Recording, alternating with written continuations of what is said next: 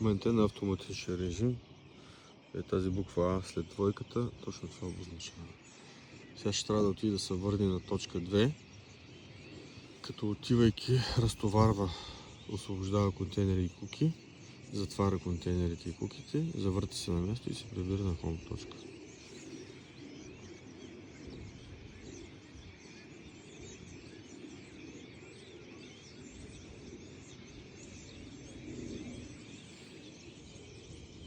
Сега ще покажа на екрана какво се показва. Отваряне на силузи, успех, затваряне на силуза, успех. Ето сега се завърта на място и тръгва на обратно.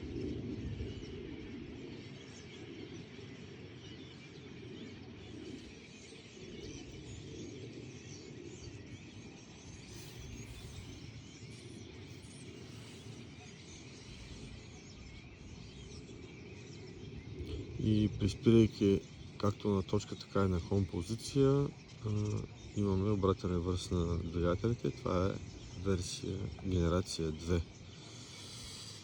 на стандартна лодка с софтуер и дистанционно управление на генерация 2. Като се вижда, че на генерация 2 дисплея е доста по-голям от този на генерация 1. Лодките биват същите, дистанционното визуално е същото, но дисплея е с по-добра графика.